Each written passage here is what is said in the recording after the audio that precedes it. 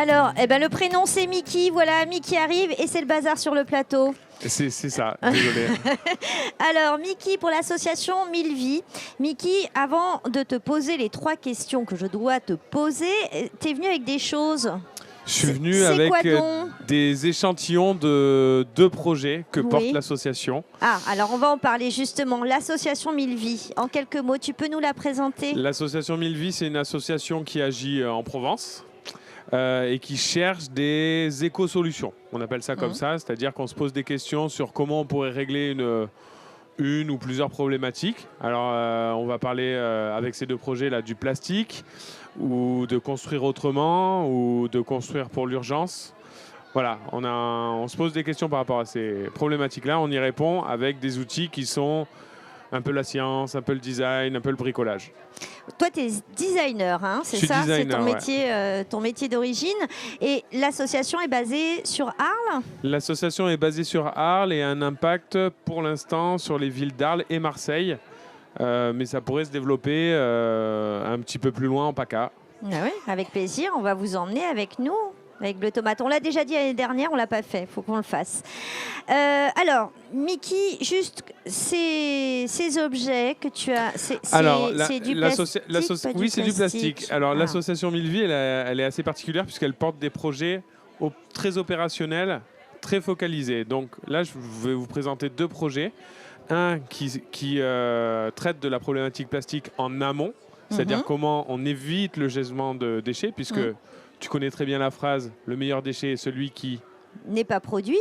Ou n'existe pas, ou n'a pas lieu d'être. Voilà. Donc, c'est comment on évite. Et l'autre projet, il se situe en aval, c'est-à-dire comment on cristallise les déchets qui volent, qui sont dans nos rivières. Donc, le premier projet, il s'appelle Dinette. C'est assez ludique. C'est comme la dinette avec laquelle on jouait quand on était petit. En fait, c'est des contenants consignés qui sont mis chez des restaurateurs, chez des commerçants, dans le centre-ville d'Arles, mais aussi à Marseille. Et ils circulent le maximum. C'est du Tupperware, du share Tupperware, quoi. C'est du Tupperware qualitatif fabriqué en France. Voilà, mais qu'on partage les uns les autres. Qu'on partage les uns les autres. Donc il y a des formats qui rappellent le format de nos grands-mères, le petit Duralex. Et puis il y a des formats un petit peu nouveaux, un peu adaptés à nouveaux usages. Peu ball.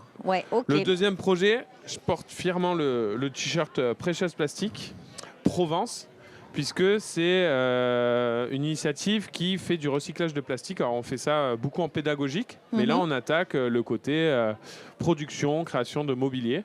Donc là je suis venu avec 3 tomates marseillaises. C'est classe. Produites en bouchon, en bidon, voilà. Et ça, tu fais ça avec ta petite usine mobile? Parce que j'avais vu ça en démo, non? Tout à fait. Ouais. Ce projet-là, il est situé à POP, plateforme ouverte au public, qui est à Arles, et qui nous accueille et nous soutient avec donc, notre remorque usine qui va d'école en école, à la campagne ou à la ville, pour recycler. Donc c'est une vraie petite usine et on produit et on éduque aussi avec. Ok. Donc les projets de 1000 vies, il y en a 1000. Oui, il n'y a pas que cela. Il n'y a pas que cela. Mais en tout cas, c'est déjà ces 2-là. Donc Mickey a beaucoup travaillé sur la question effectivement du plastique. On en avait déjà parlé. Aujourd'hui, tu es là pour répondre à l'invitation du PETR du Pays d'Arles qui lance une concertation sur le plan climat. Quel constat tu fais, toi, en tant qu'acteur engagé? Tu es en prise avec les problématiques environnementales, climatiques. Quel constat tu fais aujourd'hui, là, en septembre 2022? Le constat, c'est que je pense que tout le monde ne s'est pas encore rendu compte qu'il pouvait être acteur de n'importe quel changement. C'est-à-dire que, oui, le petit mégot qu'on jette par terre, il a un impact sur l'eau qu'on boit ensuite, il a un impact sur la pollution. Voilà, on ne se rend pas compte qu'on rajoute des strates et des strates de déchets et qu'il n'y a personne, a priori, qui est payé et qui s'en occupe très méticuleusement. Donc, occupons-nous méticuleusement, nous, chacun, de nos comportements.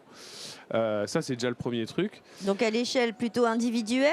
Et le deuxième constat, c'est qu'on est un petit peu en retard. Donc, faut se dépêcher. Beaucoup. On est beaucoup en retard et que, voilà, nous-mêmes, on découvre, on fait des découvertes sur le plastique encore encore aujourd'hui, quoi. On fait des recherches et on fait des découvertes. Donc il faut éduquer le maximum de personnes à ça. C'est l'objet du projet. Et, effectivement, il ne faut pas hésiter à venir nous questionner. Pour ça, on s'est posé une question avec Pop. On s'est dit, est-ce qu'on n'organiserait pas un petit peu une université du déchet ? Ah oui. Donc on va lancer un cycle qui s'appellera le cycle des déchets. Je pense qu'on va appeler ça comme ça. Et tous les mois, on répondra à des questions avec des professionnels de chaque matériau. Ouais.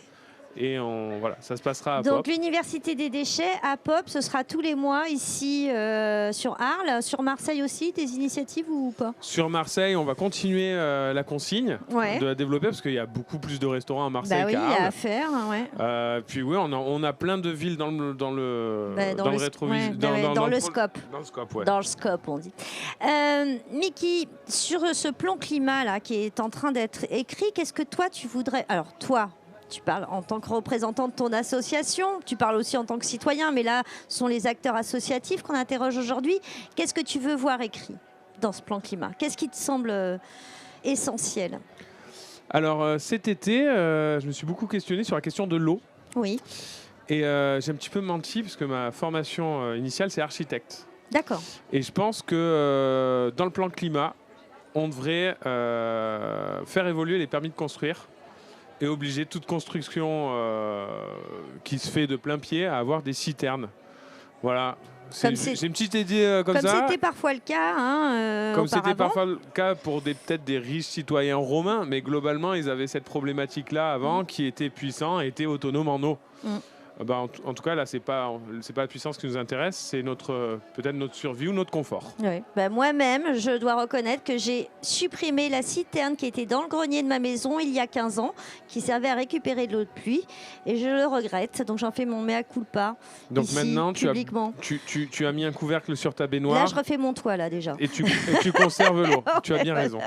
Merci beaucoup, en tout cas. Merci, Mickey, pour ta contribution. Je sais que de toute façon, tu es souvent à tous les rendez-vous et organisé ici à Arles sur ces questions, sur ces enjeux liés au climat, liés à l'environnement. Merci pour tout ce que tu fais. Est-ce que je peux te communiquer l'adresse de notre site web ? Bien sûr. Alors, Milvi, ça s'écrit milvi.org.